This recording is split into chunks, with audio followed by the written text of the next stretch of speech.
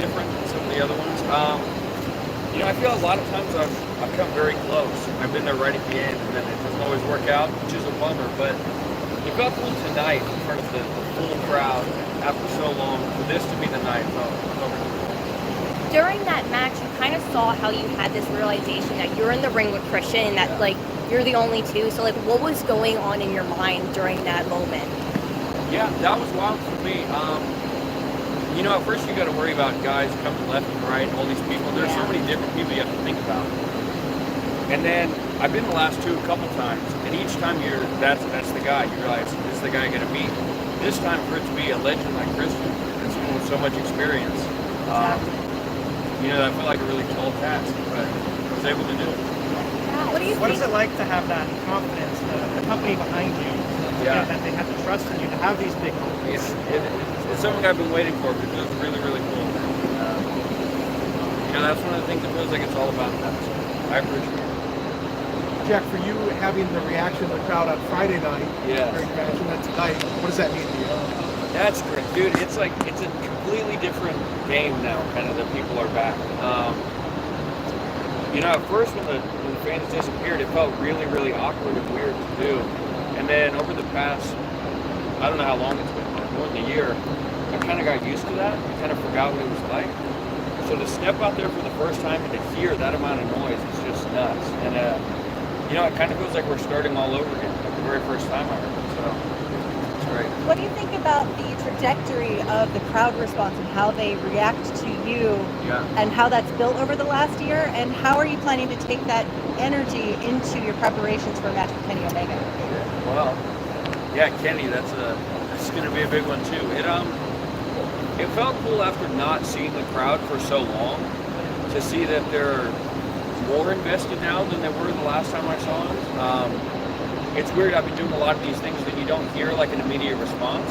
So it's cool to see that it's been translating to people at home and all that.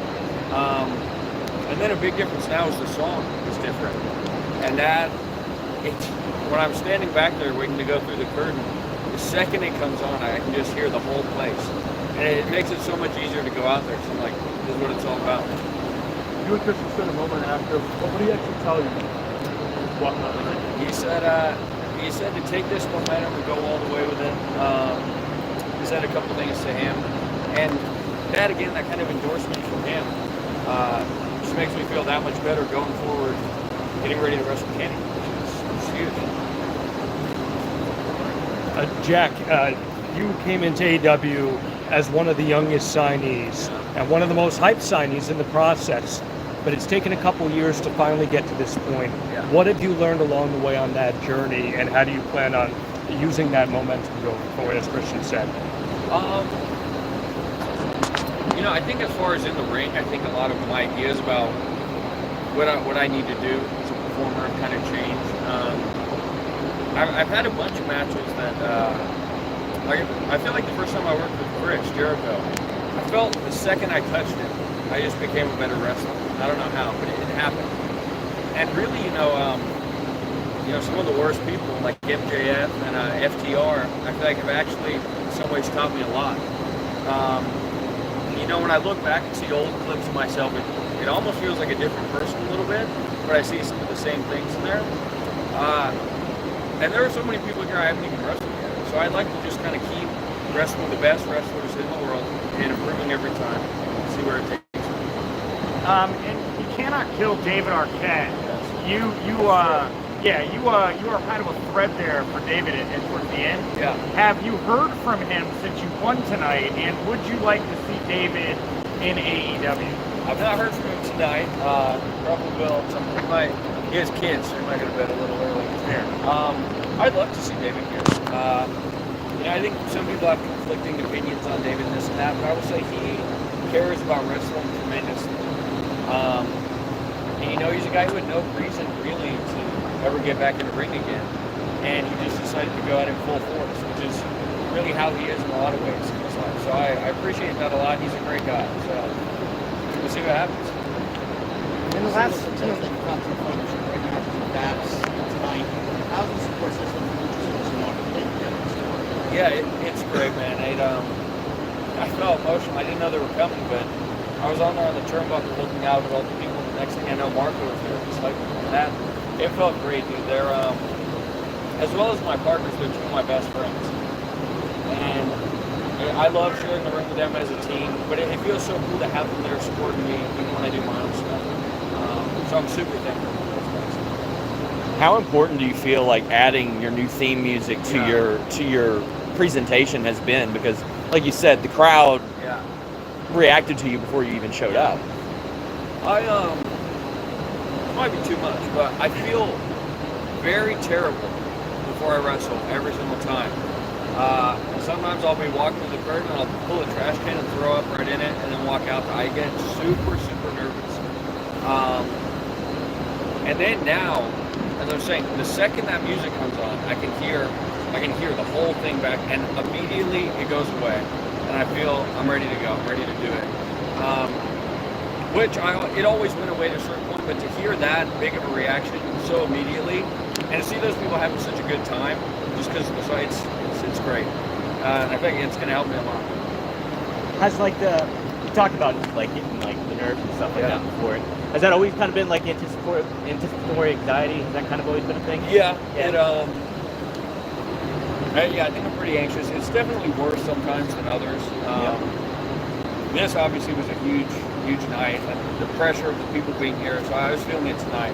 But yeah, I'm nervous. Guys. Oh yeah, I feel you. How important have shows like Elevation and Dark been getting those reps in so you're ready for Dynamite, the big shows like Yeah, it's great, man. It in the beginning, I had never been in front of a crowd this size, and even the size of the building was intimidating to me because I was used to tiny little buildings with like 100 people in it. So to be able to look, it goes way, way back there was like intimidating, and I'd be thinking about all this other stuff other than what I was actually going to do.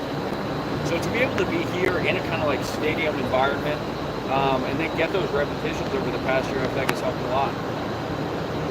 There were reports that AEW was waiting through the pandemic to give you a big moment and really kind of kickstart what is going to be seen, I'm sure, as many by an ascension to the top. Yeah.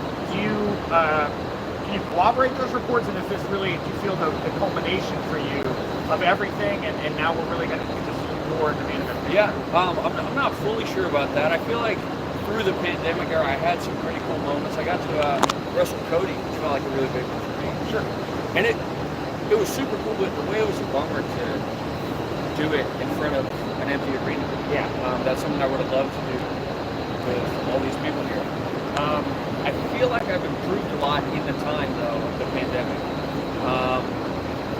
And, I guess it's been frustrating always wanting to succeed a little more, but I think it's all kind of aligning at the right time. And, I wouldn't trade tonight for the world, so I'm really happy with the way it's all turned out. You've grown a lot since you started with AEW, and you mentioned the fact the pandemic and all of the awesome things that you got to do. What do you attribute a lot of your growth to? I think a lot of it is just the repetition. But as I said, a lot of it's wrestling people who are a lot better than you, have a lot more experience than you do. And not that there weren't those people on the independents and all that, but to get here and like Chris, as I said, a legend, just knows so much. And it just feels different being in there with someone like that. So I feel like to be able to learn from all those people with very different styles from me and thoughts, and I feel like it's changed me a lot itself.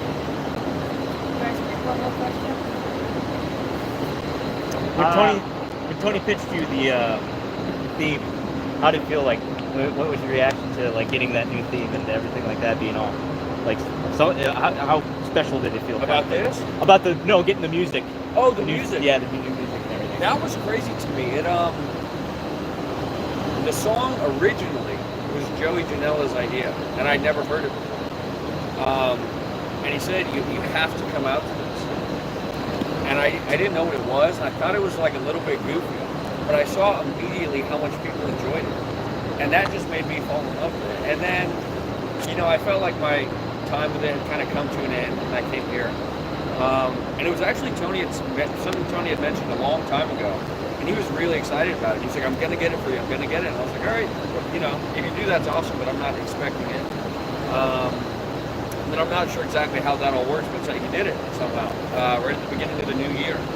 And I felt like that kind of just changed game for me. Just shot into a whole new level. He really is the best. He is in so many ways so generous and so passionate and excited about so many things. So I'm really appreciative if you would do that for me. Thank you. Thank you guys. Thank you. No problem. Thank you, Jack. There we go.